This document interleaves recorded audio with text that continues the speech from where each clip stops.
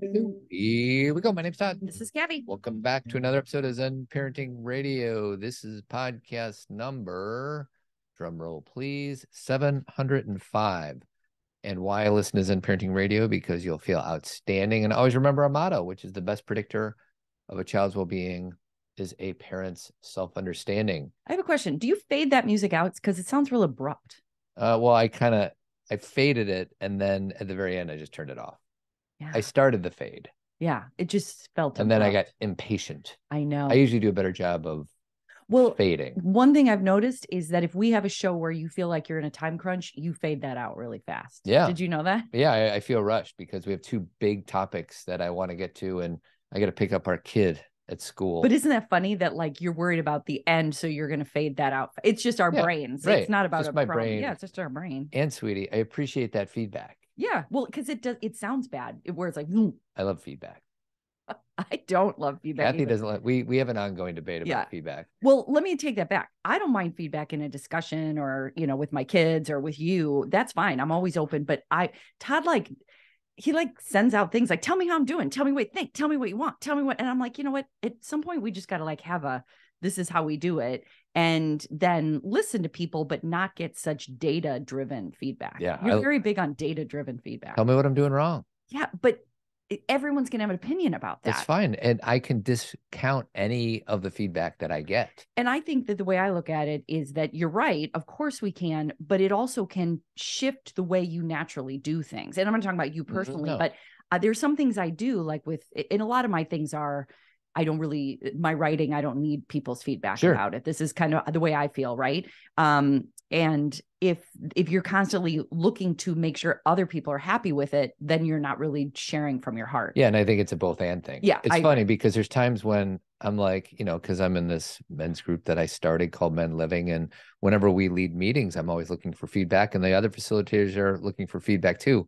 And there's times I'm like, all right, I'm open to feedback. And I think I am. And they're like, this part sucked. I'm like, ooh, maybe I wasn't ready for feedback. Right. And that's the thing is like, we've talked about that. This is the last thing I'll say, because I know we have to get going, but we've talked about that before with being vulnerable on the show too, is part of the reason that you share things that you've pretty much, figured out, dealt with, instead of like an open wound, is because you're going to get feedback. Like, let me be clear. We still get emails with feedback, even if I don't, ask for it. I'm getting it. And so I have to be conscious of that and not be like, well, wow, these people are really hurting me with my really raw emotion. It's like, well, that's my choice to bring the raw emotion. Yeah. It's interesting because sometimes, when I get it, sometimes I think I'm ready, I'm not. And sometimes they're like too easy on me. And then when I say they, I'm talking about the guys that I am in this organization with. Yeah. I'm like, no, give it to me. And like I said, I could take it or use it or discard it, saying, that doesn't work for me. So, right. And that's part of our feedback process, is like, these are just my experiences of how you led that meeting, Todd. Doesn't mean it's right, but this is anyways. All right. Okay. So I want to thank a few people. Okay. These are new Team Zen members. All right. Anne from Chicago, Angela from New Hampshire, Rebecca from Oregon, and Danielle from Evanston.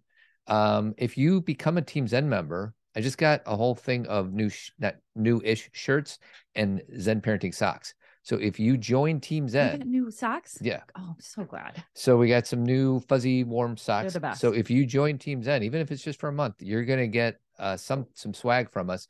We have two important things I want to talk about coming up. One is we had a podcast from the Sisters Project, Michelle and Lauren, and they're going to join us for Team Zen on Monday, March 17th. So can I explain that a little better? We did a show with Lauren and Michelle a few weeks ago, and we talked about grief. We talked about Hygge, which is cozy living. We talked about, taking care of our parents. And it was a really great show. And we got a lot of good feedback. So they are going to join us again on Team Zen, where it's live and people can ask them questions and spend some time with them, because they're pretty awesome. And Dr. John Duffy and myself are leading a virtual class called Understanding Our Sons. And as I'm looking at the calendar, there's already 21 people signed up. Fantastic. My goal is to have more people than what Cathy had when she did Understanding Our Daughters. So please help me beat Cathy. Okay. Speaking of, Understanding Our Daughters was a great discussion. Thank you for everybody who joined Team Zen just for that. I encourage you to stay another month to do Understanding Our Sons, even though, Todd wants to compete with me. I will be supportive of his agenda. There you go, babe. And so I encourage you to stay for that and just everything else we're offering, the Sister Project. We have so many people coming up on Team Zen that we're having, meaning like interviews that we're doing or question and answer Q&A, that we're like having a hard time finding space to make for everybody because Team Zen is growing so big. How do I want to say that better? We have a lot of experts who we want to have on Team Zen, and we're trying hard to figure out where to put them. Yeah. Because we have so many that are so interesting and offer such a wealth of information to Team Zen. So I hope you stick around. And also the Zen parenting moment from this week. I don't know if you were jumping into that yet, Todd. Yeah. So the Zen parenting moment, if I could pull it up, was called, where is it? So Cathy does these things every Friday. It's called Real, Vulnerable, and Pay Attention. And it came from the Understanding Our Daughters discussion that we had. It was about an hour and a half, and my daughter JC joined us. She just turned 20 about a week ago. And she was basically, taking questions from everybody about, what do I do if my daughter struggles with this, or how do I approach this? And I thought she was crushing it. Like I obviously offered my, thoughts at the beginning about parenting and, the things that we do. But then I think JC just she answered from her own personal experience, but also the experiences of all the people that she associates with in high school and college and everything they read and watch on TikTok. Like she could just give a better viewpoint from her generation. In a way that we cannot. Right. Because we don't swim in the same water as she does. Correct. And so the Zen parenting moment was just kind of my recap of what she said would be helpful if parents would offer their kids. So if you want to get the Zen parenting moment, just scroll down in this podcast feed in the notes, or if you want to join Team Zen, just scroll down. It's right there. All right. So this is the tale of two halves. We are going to share two different videos or audio clips, I guess. And I just want to tease the second one, and then we're going to jump into the first one. Yes. Look at you, sweetie, knocking. I don't know why. There's just this amazing, is she a grandmother or? Yeah, she's a grandma. She's this amazing woman who posted this on TikTok or Twitter, or where did you find it? On TikTok. And she just blew me away on her vulnerability, her honesty, her lack of victimhood, her lack of blaming others. She exemplified everything that Todd and I talk about, but sometimes can be difficult to, unless you've got a personal experience with it where you were actually walking the walk. Yes. And this woman is doing that. So that's my tease. So now, how do we want to start the first half of today's podcast? Oh, good. I thought you were going to play the video. No. That's where I was like, why are you doing that? I'm sorry. I'm sorry, Todd. I was wrong. So I want to start with talking about the 4 different types of parenting styles. I'm not going to make this boring. I'm going to make this really, succinct. Not boring. Not boring. NB. But I want to talk about how our parenting style relates to our political affiliation. Now, I really don't care about, it's not so much like do this so you raise a conservative or do this so you raise a liberal. It's more about how they are connected and what the mindset does as far as what we believe about leaders. Okay. And I also just want to talk about these parenting styles because I think even though a lot of people who have, done Psychology 101, they've probably been informed about these different styles. And those of us who are in the field of, therapy, this comes up all the time. And it gets much deeper than this because then we get into the types of care we received and et cetera. But the basics are parenting styles, Todd. Number 1, authoritarian. Number 2, authoritative. Number 3, permissive. And interesting, I was doing a lot of reading about this, and they're now tacking on another one called uninvolved. Now, this is not everybody does this. Like, it's kind of like when you're looking up stages of grief, and some people are like, there's 5, there's 7, there's 11. And let's be real, there really aren't any stages of grief. You know what uninvolved is, sweetie? What? It's Ali Sheedy from the Breakfast Club when she's like, they ignore me. So basically, you're right. And that could be, and I don't necessarily think it's bad. I will refer to it, but it's not necessarily traditionally what we hear. We usually just hear about the 3. And John Bender was authoritarian. Or possibly uninvolved.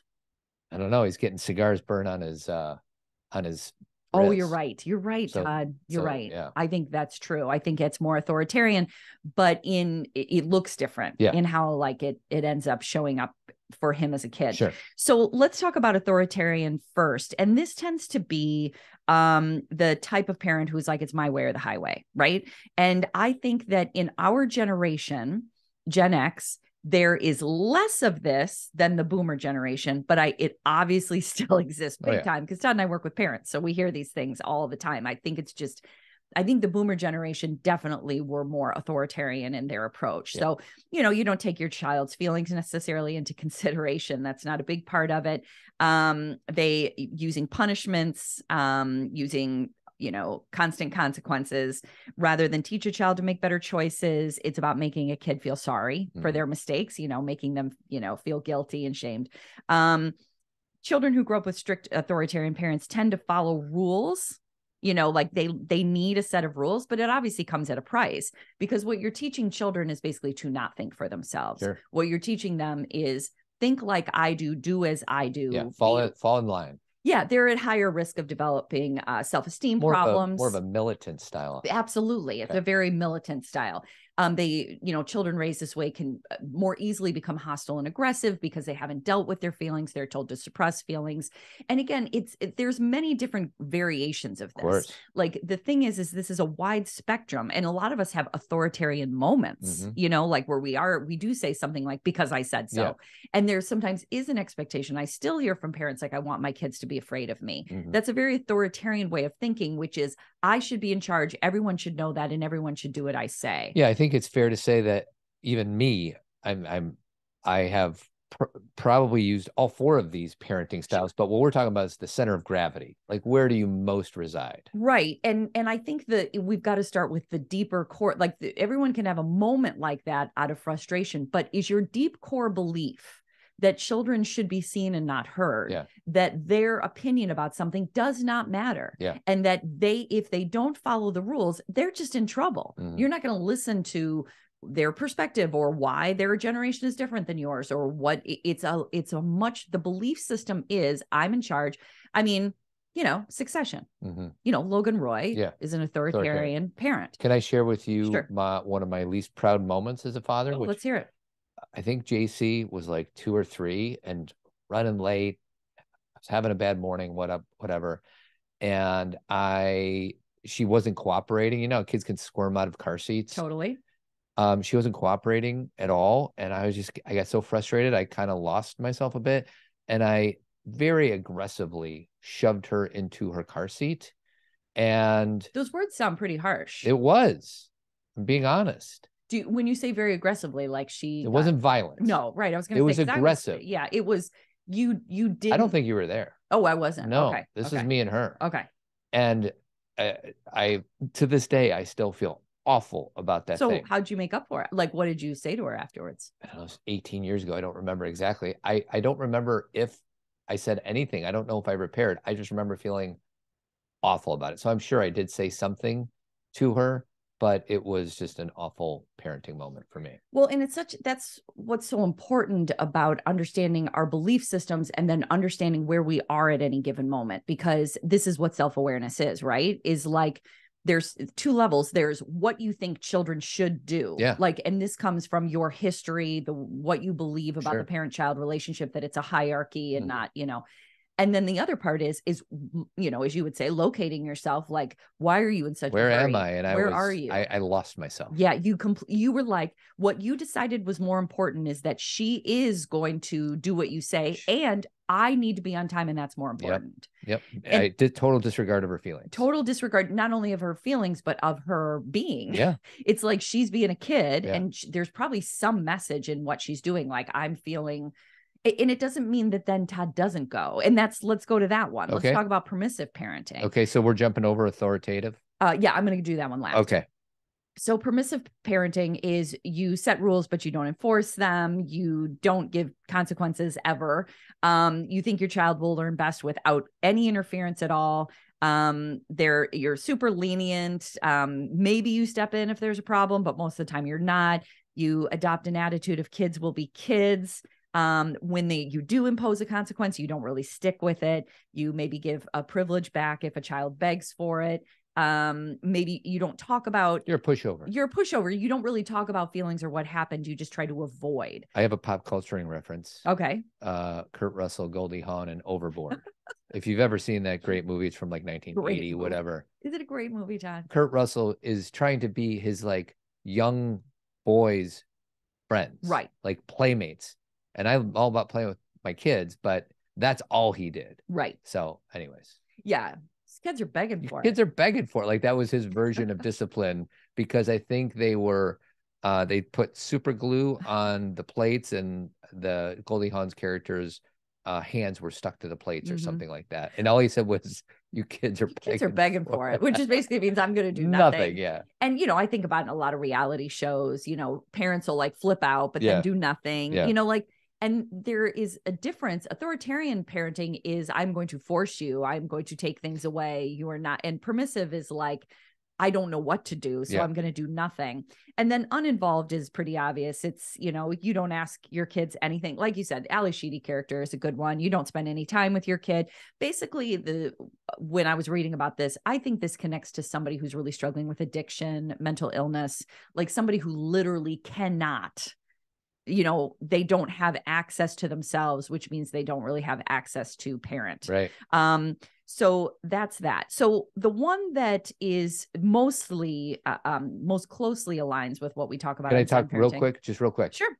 We did a podcast called Emotional Neglect. Okay. What your feelings are saying, and it's podcast 512. And that as I think there's another one we talked about ACE scores, adverse childhood experiences, which is more deliberate, strikes, traumatic things that happened to you as a kid, divorces and things like that. It dictates your future outcomes. Emotional neglect is the opposite, is where the parents are just not there. Like they're just neglectful. Or alongside the ACEs. Right. Yeah, because actually emotional neglect is one of the ACEs. Yeah. It's one of those things. So authoritative is this place where you put a lot of effort into creating and maintaining a positive relationship with your kids. You explain the rules. This is what makes sense and why. Yeah. So the rules aren't do as I say because I said so and being like flippant. There is a reason, if it be about safety, if it be about age, if it be about expectation.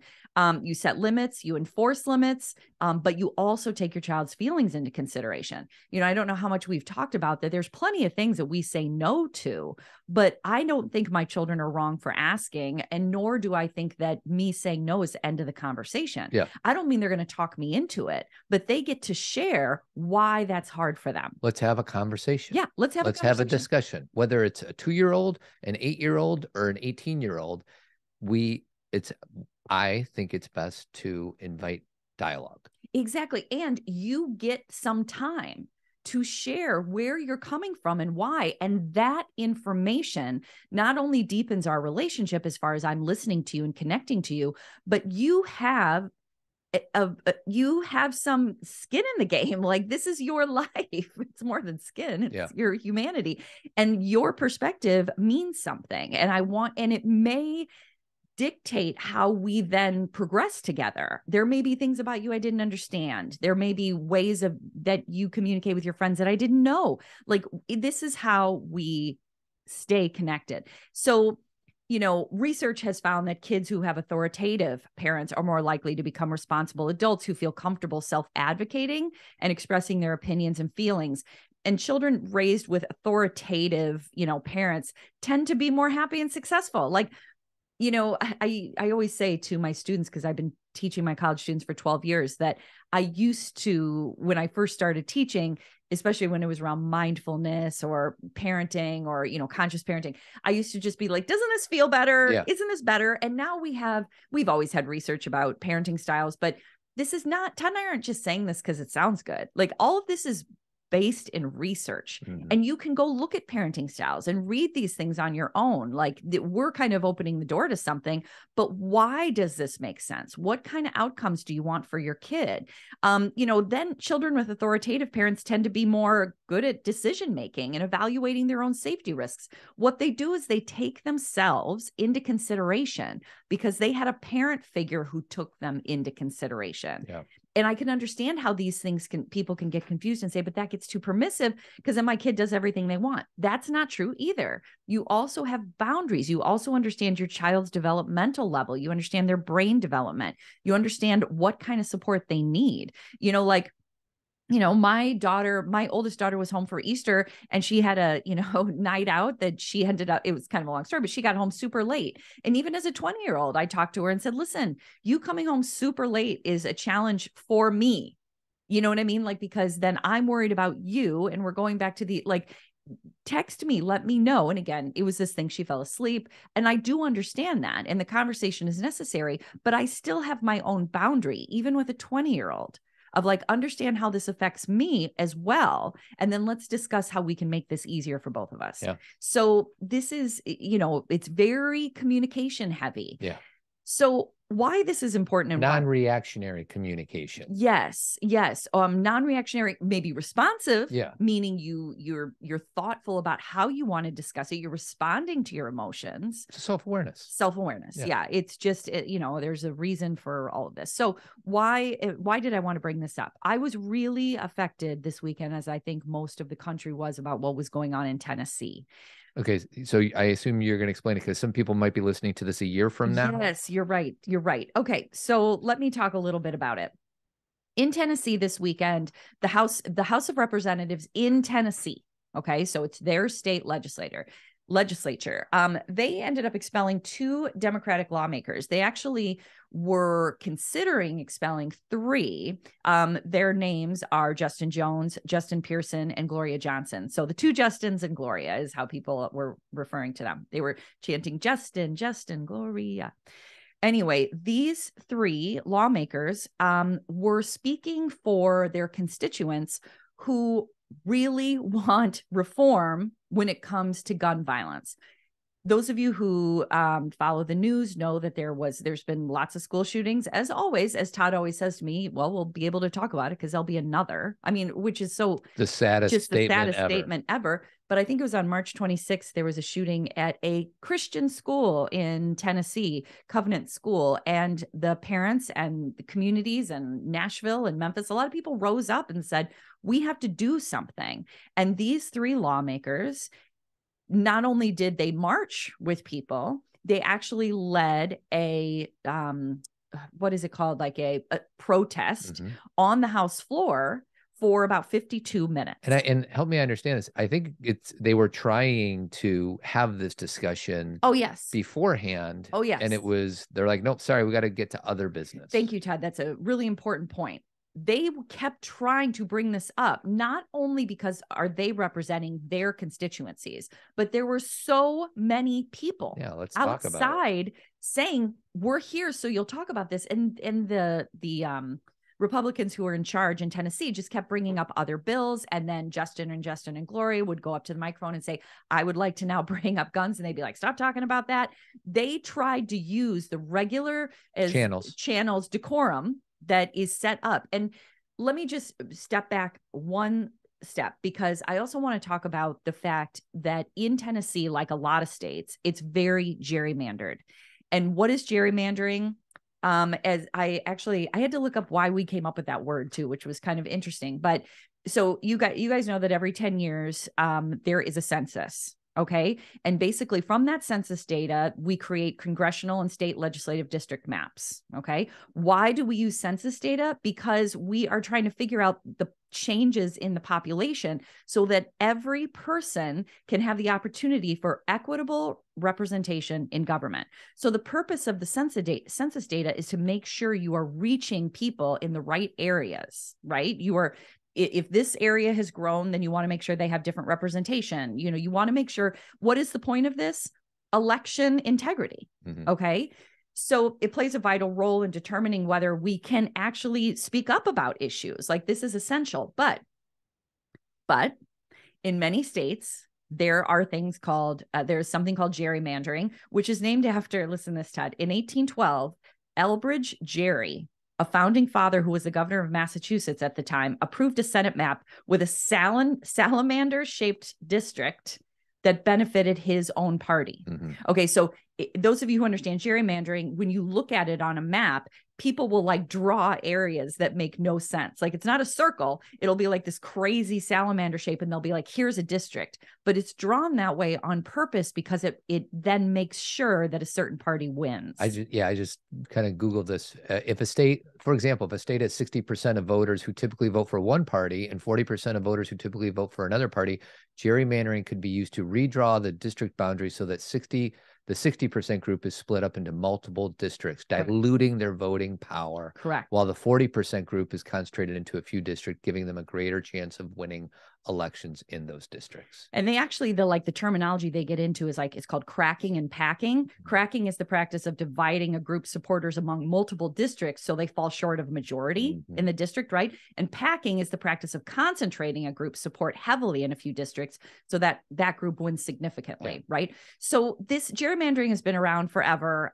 Both sides have done it. Both sides have done it, but there are certain states right now that are so heavily gerrymandered for conservatives. Okay. This is what was going on in Wisconsin forever, which is why the Wisconsin election from last week was so vitally important, was that the gerrymandering kept there from being any kind of 50-50, even though the state is actually purple. There was a complete conservative hold. And the thing is why I struggle with this is a party that talks about election integrity all the time. And they're trying to do things like not have ballot boxes and to not have, mail-in voting. But then there's all these like ways that they're not supporting election integrity.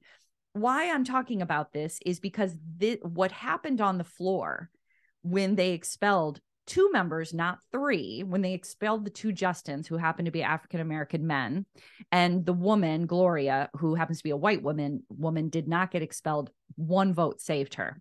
So they claim that the difference was that she didn't have a bullhorn, but obviously there's some racial commentary in here. And these guys, Justin and Justin, are very young. They're in their late 20s. They represent, districts in Nashville, I believe. I don't know exactly where they are in the state, but they are representing their constituents who want Gen X. Yeah. They want to change. Millennials. They're like, what are you people doing? The reason I brought this up with parenting styles is what I found so fascinating watching everything was that the men who were pissed at them have a very authoritarian style. The men who wanted to vote for expelling these young men, they're basically like, you're wrong. We are right. This is how you do it. There is no other way. We're not going to talk about it. We're not going to talk about it. You will follow our lead, which, again, we throw around language a lot, and, people will say they're a fascist. They're a fascist. The definition of fascism is a political system headed by someone in the government that controls business and opposition is not permitted. So while I don't like to throw words on people because then it like loses its meaning. That happens with therapeutic words too. The idea that people are going to be like, no, we're not going to discuss this. You can't bring this up.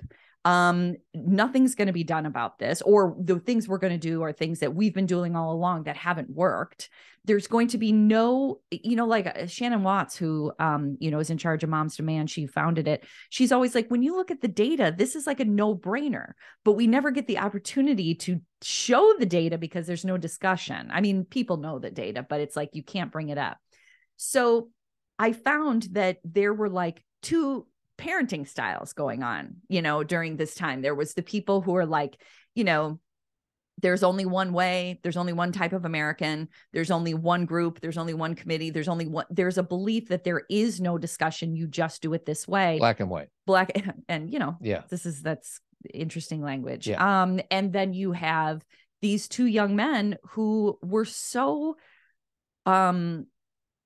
eloquent. It's not just how they said it. It's their knowledge base.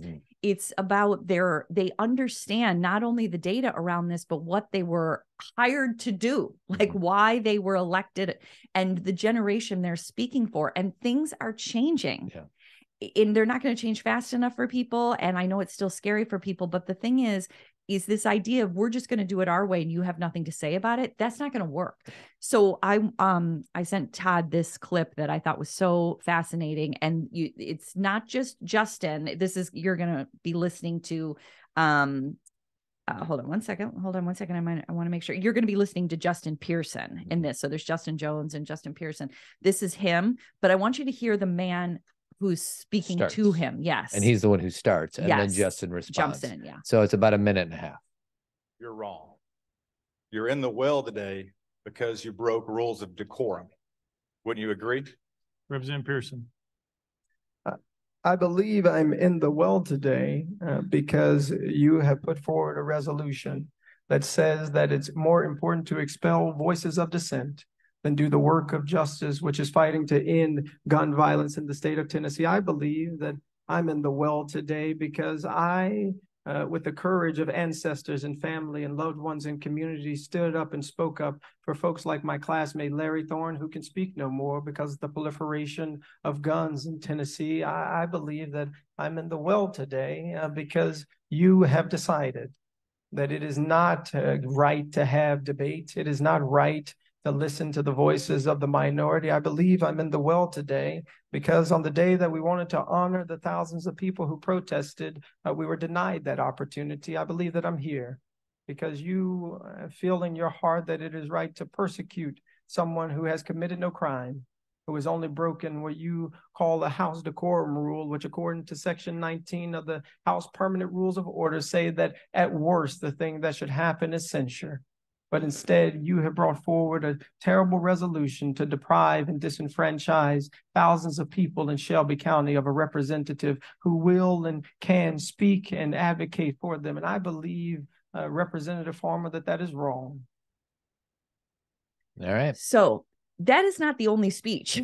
That one, I was watching that in bed the other day. I don't know if it was Saturday morning or I can't remember when he did it. And I looked at Todd and I was like, this is history. I mean, this is, the fact that we're all focusing on Tennessee right now, that wouldn't have happened if they hadn't expelled these, could you hear during that, Todd, the protests outside? Yeah, you could hear the voices. Yep. And there are so many people saying, make a change.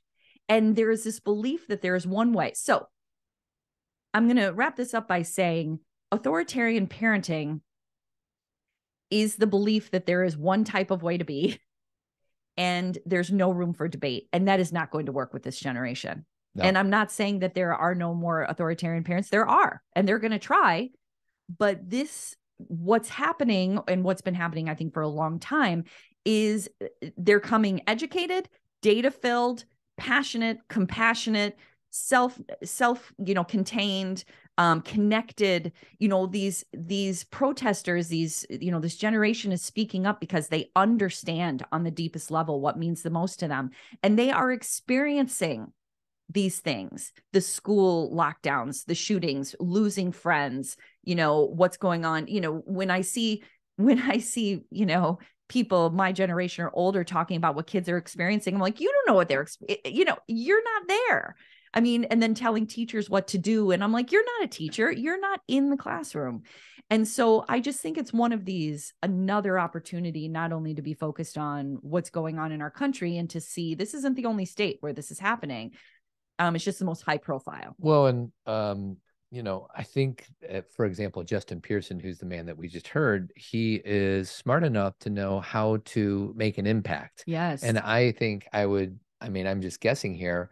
I'm guessing that there's an anger inside of him that he's not letting to come out. He can't. Because he knows the impact if there's a man with dark color skin expressing anger. Mm-hmm. So he has to play by, it's like an emotional intelligence, like what's going to, and I just feel like these lawmakers who are trying to lead with this authoritarian style, they don't understand the impacts of what it is that they're doing. Because nobody questions them, Todd. They have always been able to do that. And they say, this is how it's done. This is what America is. I'm American. You're not. And they're being, someone else is saying, so am I. And this is what has happened, men of color, women of color, and, women, just women, the way, think about how, Justice, who's the Supreme Court Justice? Kenji, what's her last Taylor name? Brown? No. Kenji, she was just, I want to make sure. Why don't you look it up and now you will say something real quick. Okay. It reminds me of the Jackie Robinson story where Branch Rickey is thinking about which of these African-American men they're going to invite into the major leagues. And Branch Rickey says something like, he didn't want him to fight. And Jackie Robinson's like, you don't want me to fight back? He's like, I want somebody strong enough to not fight back, because he knows that if he fights back. So Jackie Robinson had to like endure all of this racism, and he was smart enough that if he played the role of the fighting back, it would have been worse for the movement at that time. And we're not there anymore, yes. Like, and I get that. Like, I understand. That's the thing about these conversations is we get, and first of all, I want to back up about what you said about there's anger. Anger doesn't always look like yelling. I know. Like, anger can be very focused. It can be quiet, and it can be quiet, and it can be thoughtful and strong and powerful. True. So sometimes when we think anger, we think someone loses it and falls apart. And really, anger can be channeled in a really, helpful way. And Justice Jackson, I was forgetting her last name, but what she had to do as far as her, her nomination, and then sitting in front of all of, the Senate committee, asking her questions, and the way she had to, answer questions, and the way she had to sit, and the way she had to take on what they were throwing at her versus Brett Kavanaugh. Yeah. Who could cry and yell and scream and yell things back at the people asking him questions. There are two different sets of rules. And so there is, I think that, I'll end by saying, I just think it's interesting to view politics through this parenting lens. Is who are we raising our children to? It's not necessarily about what political party they choose. It's how do they interact with others? Yeah. What is their belief system about their own value? What is their belief system about, are things really black and white and right and wrong? Or are there many ways to see the world? Well, and the bottom line is, it's just, in what way do we communicate? Right. It's really that simple. Yeah, it is. And You're if right, we Todd. just shut people's voices down, it's not going to work. No, it doesn't. And, I wanted to, I'll end by saying there is, let's see, there's this book called Authoritarianism and Polarization in American Politics by Jonathan Wheeler. He's a professor at University of North Carolina, Chapel Hill, and he wrote a book all about this. And, even though it's so easy to see, he said, what makes these questions interesting is they're not really about parenting. They're about people's idealized understanding of social order or social hierarchy. Asking about parenting is a way to get people to think about this. So it's belief systems that we're passing down. It's not just the parenting style is the way that we kind of discuss it in a more psychological way. But these are the 4 questions, Todd, that they ask in this book. Do you have, number 1, respect for elders or independence? Number 2, obedience or self-reliance? Number 3, good manners or curiosity? And number 4, being well-behaved or being considerate. And that is how they determine, obviously more authoritarian answers are respect for elders, obedience, good manners, and well-behaved. So basically children are encouraged to not have a voice, and they grow up with a lot of self-doubt. And all of these things, everybody who's like, but we should have respect for our elders. Of course. But we can also have a respect for ourselves and independence for them and us. Yeah. So it's again, not black and white. This is very nuanced, often paradoxical, but I just find, go check out that book, read about this. And let's segue into the next thing, which is this grandmother and mother who embodies what we're talking about so beautifully. Mm-hmm. Are we ready? Yeah, I'm ready. So just so everybody knows, this is, I don't know if it's Twitter. It's on TikTok, honey. It's called Grad School Grandma. So in case anybody wants to follow her. Yeah, I follow her. She's got a ton of followers. So this is about 3 minutes. It's long, but it's worth it. Recently, I was out to lunch with an old friend of mine who has been watching my TikToks and seeing my Facebook. And she said, Diva, you are such a great parent, and it must be so great to have this great relationship with all your children. Lots of greats in there. Story time. That's not true, baby. And let me tell you what I told her. Yes, I have this great relationship with two of my sons. My youngest daughter, my sunshine, is always around. That's who I'm usually talking about in these videos. But I have an oldest son who has chosen to go no contact with me and most of the family. Here's where I differ from a lot of people. I honor his space. I don't try to make up some type of story about how I did the best I could, even though I did. How, he should have been grateful for the life that I worked hard to give him. Mm-hmm. But see, I'm a recovering alcoholic. And I wasn't recovering when he was in his early teens. I'm not going to feed my ego by saying, I'm your mother. I did the best I could. I was dealing with a lot. Whether or not that's true, I honor his truth. I really do. I love my son. I miss him. However, I won't be changing my number anytime soon, and the code to the front door that he has will never change. He can always get into any home that I live in. But I'm not going to sit here in front of my other kids or in front of you guys and say, oh, he's gone no contact. I don't understand. I understand completely. And I'm quite happy that I raised a grown-ass man who can stand up for his feelings. I send him messages that I hope he's getting some therapy because I was his mother and I know he probably needs it. But other than that, I honor his space. I think sometimes that's the difference between Gen X parents and our boomer generation. Because, yeah, I'm your mom. I messed you up. I'm sorry. Mm-hmm. We parent each of our children differently. That's just the truth of it. So one day, maybe he'll come back around and we won't be estranged. In the meantime, I just love on the kids that are here and pray to the universe that things will change. Y'all have a good day. Oh my God. So we love her so much. So yeah. So, and we don't have nearly as much time as I wish we did to talk about this. So my quick takes on this is obviously her vulnerability. Her vulnerability about sharing her alcoholism and how she was not the best mom while her son was in his teenage years and probably before, I'm guessing. She's taking responsibility, her amount of responsibility.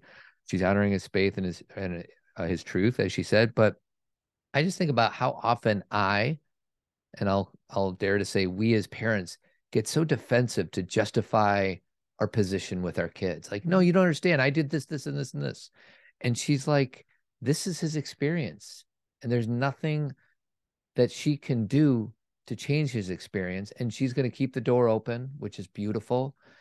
But I just think it would be so easy for her to blame him. Or be angry with him. Or blame herself. And she probably, and the thing is she probably does both, Yeah. Todd. But then she can take her wise mind of emotion and data and bring it together and say, but you know what? I am angry with him that he won't speak to me. I'm also angry at myself that in whatever ways I dropped the ball when he was young. But I bring those together and I say, I'm going to live with compassion for myself and him. Yeah. And I am going to keep that door wide open for him. And I'm also, as she said, going to honor that I have a son who knows how to take care of himself. And if he needs to go no contact for a while, it sucks. And I'm still going to reach out and say, hey, I'm here. But you can't force. And the belief system, going back to, parenting styles, I think a big reason why a lot of parents blame and get angry and say, how dare you, is the belief. It's that authoritarian belief. I am the parent. You honor me no matter what. Yeah. Versus I get to do, and add to that, I get to do whatever I want to you. And you just have to suck it up. Again, I'm thinking about Succession again. I can't get Logan Roy off my head. So it's like that belief versus I love you. If you can't be with me right now, that's okay. I give you freedom and I give you apology. And I give an opening for a discussion whenever you're ready. But until then, I set you free. harder. It's not easy. Yeah. But I think that, you know, this is she is emulating, she is in that post is demonstrating to everybody what this looks like. And I've watched a lot of her TikToks. She's amazing. But this is what we're talking about, is it's not all perfect and pretty. Like, you know, something that Todd and I, you know, we always get asked questions since the girls were little, but don't you worry if they have a struggle or if they mess up. Of course they're going to have that.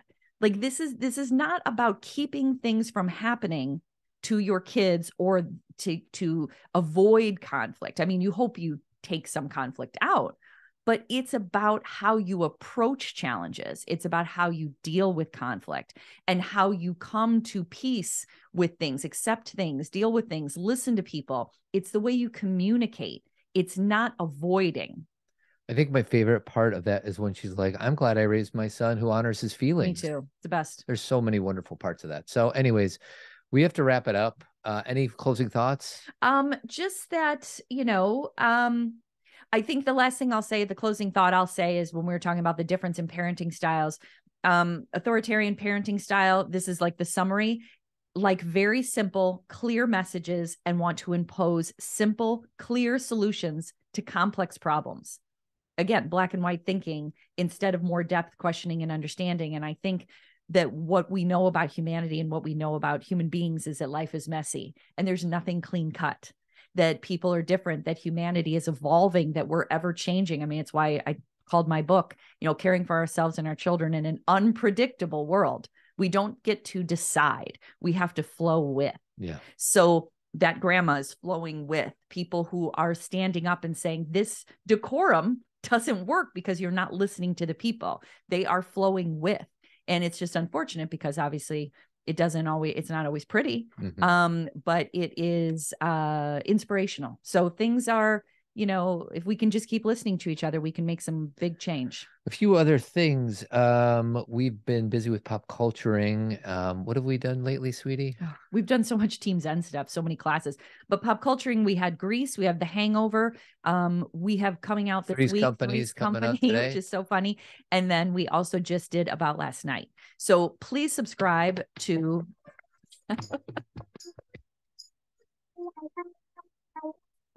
Come and knock on our door. We've been waiting for you.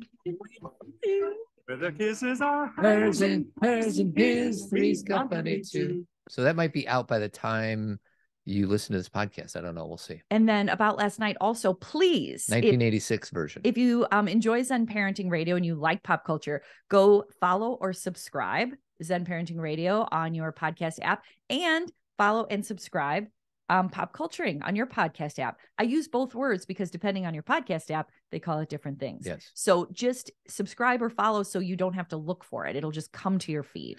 Men Living is an organization that I co-founded and am the executive director. It's a virtual and in-person community of guys connecting deeply and living fully. No requirements, no creeds, no gurus, no judgments. All you do is show up when you can. menliving.org.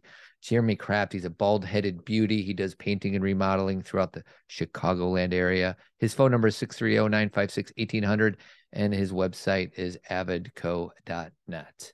And with that, I'm going to fade in my music. Nice. Is that better? Absolutely. And everybody I know not everybody loves to watch the news. It can be overwhelming, but there are things happening, and hopefully we can move through everything together, learn from each other, and grow as human beings. That's the goal. Keep trucking.